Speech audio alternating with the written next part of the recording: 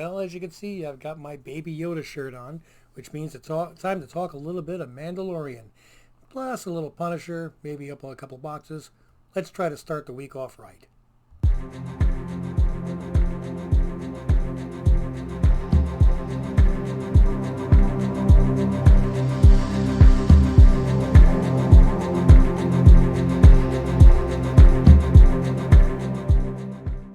Hi, and welcome back, everybody. I want to take the quick little moment to remind you, like and subscribe. Probably remind you again later, maybe twice, maybe 600 times, whatever it takes. Anyway, like I said, I've got my Yoda shirt on, and we're talking Mandalorian Season 2, Episode 3. If you haven't seen it yet, I will be discussing some things which are spoilers, but not too in depth. But if you don't like spoilers, you shouldn't be watching this. You should be turning into Disney Plus and watching that episode. So, as anybody watched last week, I said that I really wasn't impressed so far with the first two episodes. The first one was kind of cute with Boba Fett. The second one was, like I said, a filler episode.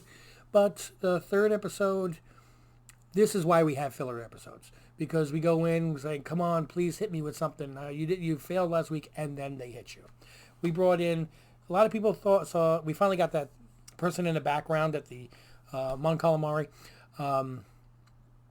port, which everybody speculated was going to be Sabine. Sorry, it's not Sabine. I was hoping it too. I've got my I've got my Kanans that we're all set to go. But hold on to them though. It's not out of the loop. So what it was Bo-Katan. Okay, well the one at the port was a brand new character. One of the Night Owls that works with Bo-Katan, which is Satine's sister from the Clone Wars, which, if you remember, Satine was the leader of Mandalore and love interest of Obi-Wan. She winds up dying, and her sister in Star Wars Rebels is the one that is handed the Darksaber, the Black Saber, from Sabine Wren. So in this episode, you've got Bo-Katan and two of her followers, which are brand new characters, nothing in Star Wars canon that you can refer them to. And she is leading guerrilla-type attacks against the leftover Empire, trying to fortify her division so they can take back over Mandalore. She follows a different sect than the Mandalorian does. And of course, they take their helmets off, which kind of takes the Mandalorian off. Bear in mind, the Mandalorian was a foundling. He was captured. He was saved by the Watch, which we assume means Death Watch, and raised in their way. So he has no idea about the other families, the other factions, the ways that other groups on Mandalorian do it. So it's either his way if it's not his way, it's wrong. So he has a little bit to learn here.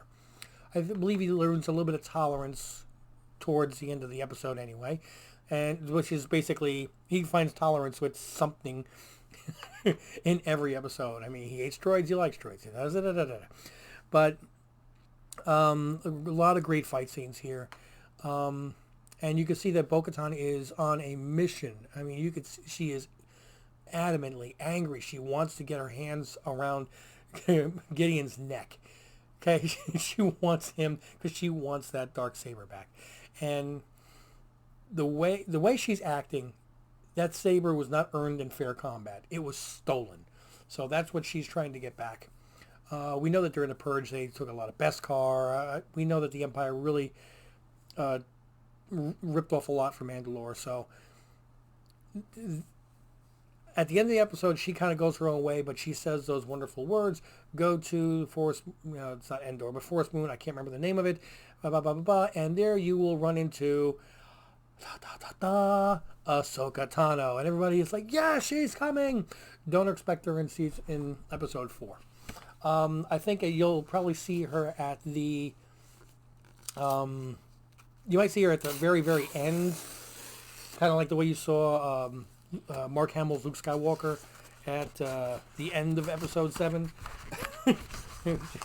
Just a quick little cameo, and then you'll get into the heart of the story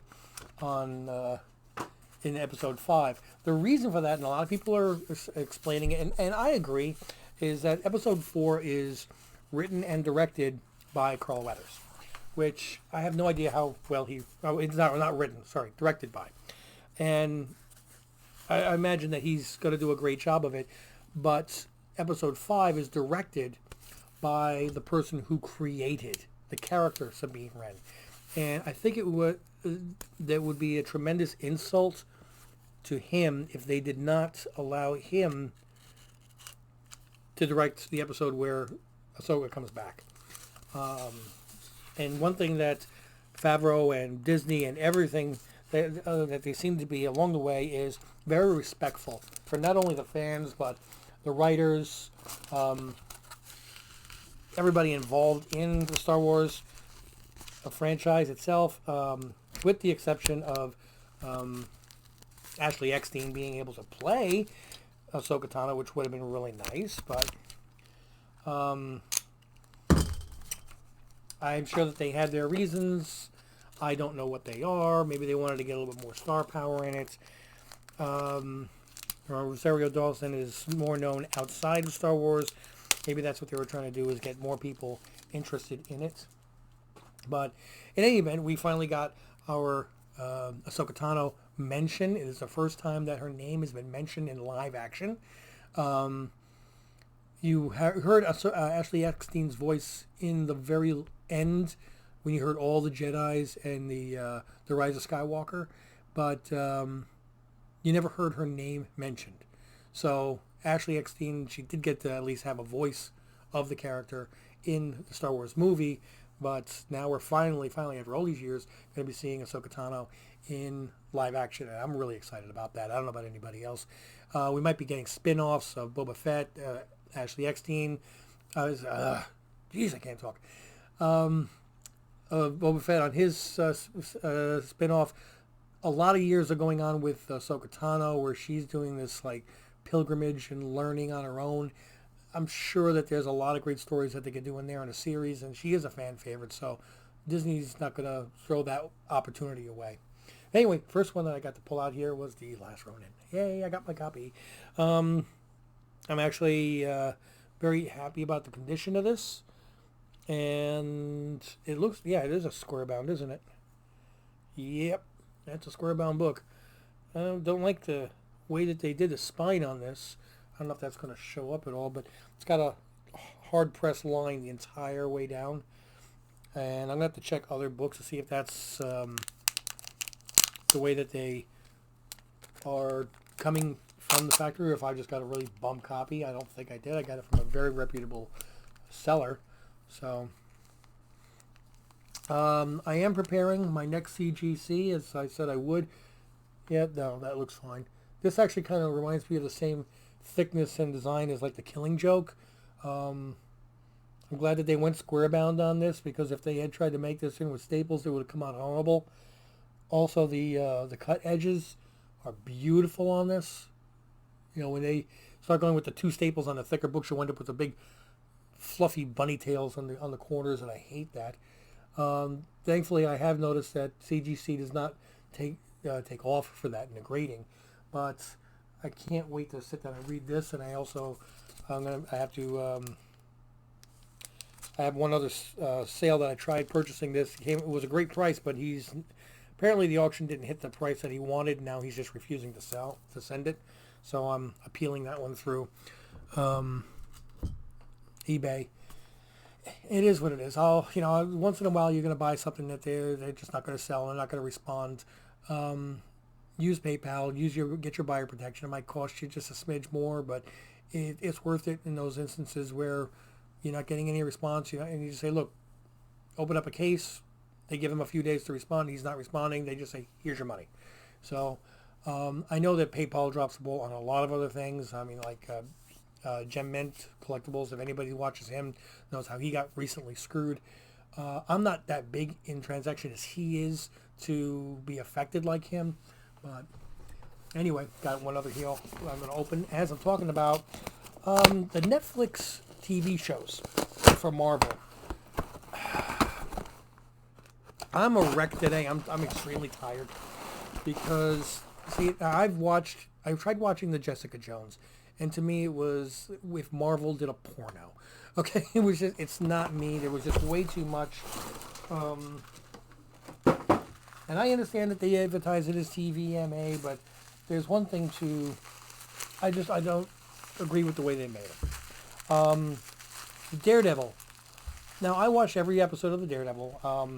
I was surprised at D'Onofrio's, I thought he was going to be horrible in Kingpin. I thought he did an excellent job. Charlie Cox does a great Matt Murdock, and he plays an adequate Daredevil. And this is not a knock on Charlie Cox. It's a knock on the TV.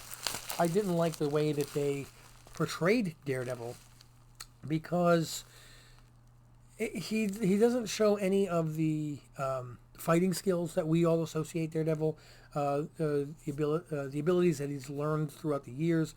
And I understand this is like a newer character, and they were planning on going, where was the training? We were already 3 seasons in. I don't see the great radar vision that you would associate. Everybody associates with Daredevil. I mean, he can hear the heart, but I want to see more of like the sound waves. I want to see the way he sees it better. And in that regard, it was almost subpar to Ben Affleck's Daredevil, and that's sad. I didn't like Power Man, Luke Cage. I've really never been an Iron Fist fan, so I didn't watch that. But I finally said, all right, you know what? Let me watch some of the episodes of Punisher to see if they basically messed up everything. And Punisher, nobody's ever gotten it right. Okay, nobody's ever been able to really depict on screen how totally heartless and callous he is. I mean, it's like us stepping on an ant is how much emotion he shows when he kills a criminal that deserves it. And within the first 60 seconds, you start to say, whoa, I think they actually got it. And I'm so tired today because I binge watched both seasons this weekend, finishing up at 1:30 in the morning, and I still had to get up and go to work this morning, and that was a wreck. I could not stop watching it, and I'm going to be watching it again. Netflix nails the Punisher. If you're a Punisher fan, you have not seen the version that's on Netflix, I think you're really missing out.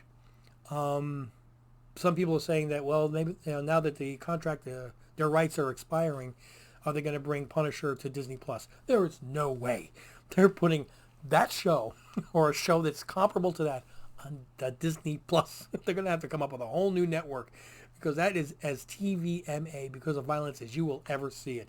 The special effects people, they were just like, I want you to go blood and gore like you've never seen. Okay, and it's great. It really blew my mind watching it. I mean, usually after a few kills, you're desensitized. I'm watching episodes already in season 2, sitting back going, oh, and I loved it. It was great. So anyway, like and subscribe. Aha, you thought I forgot. Picked up 9.8 of a very inexpensive book, 9.8 white page. It's X-Force number 2. It's one that I wanted to get. There are times when I make myself my little list of books that I try to keep an eye out for. And when I see, and if you go back and on eBay on sold items, and just scroll back for like the last 2 months, not of the current hot books, as I've stressed, I don't buy those. But you'll always see books that are like $80, $62, $89, $51. And I try to pay attention to those books that end in the middle of a workday, not on weekends. And I try to be the one that gets it for the 51 or the 62. I'm not paying the 90. If I miss it, I miss it. So be it. But I don't want to overpay. And the second appearance of Deadpool, as I said, one very ripped up bag. Pretty well centered too in the case. There's no, what are they called? Newton rings, whatever. So she's looking really good. I'm really happy with this one. So, yep, I got that for the price I was looking for. And like I said, I am trying to get that I have about 15 books picked out right now, and I'm trying to narrow it down to the top 10. And I think even if I send in 10, I'm not getting 10 9.8s, okay? I'm calling that right now. I'm not getting 10 9.8s. My goal, though, is to have nothing less than a 9.4. My goal for the 10 books, 6 9.8s, 3 9.6s, 1 9.4. Okay, I'm allowing myself one screw-up book. These are all going to be newer books. I'm still checking with the black light on the inside and outside. Thank you for reminding me that in the comments. I should check the inside of the cover as well, because whatever is on the outside, that's the side that has less light and is more dark, and it'll grow on the inside. And noticing every single little thing. And I will be making a video of all 10 of these books close up for you to look at. The only cleaning that I'm going to be doing is a very, very light polishing cloth. Okay, just to make sure I remove any fingerprints that I have on them. I'm not trying to remove any dirt. I'm not trying to remove any soil or stains or anything like that. Just if my finger made a fingerprint on it, I just want to just clean that off. That's all I'm doing. So I know some people are not keen on pressing and cleaning books. Again, I don't clean the books. And the only pressing I tried to do is after I learned about the pebbling, I just repressed properly to get whatever damage I did back out of the book and return it to the condition in which I purchased it. The majority of these books are all 10 of these books are going to be really modern age. And going to try not to let you guys down this time as much as I let myself down. But anyway, thank you for spending a quick Monday evening with me, which by the time you're seeing this is probably Tuesday. I'm sorry. And like and subscribe if you like the content. Turn on notifications, and call a friend and say, hey, you got to see this nutty guy that just spent his entire weekend watching The Punisher that we watched 3 years ago. If you can recommend any good shows, I'd love to know also. All right? But in the meantime, you guys have a wonderful week, and I'll be back on in a couple days with those 10 books. You have a good one. I'm out.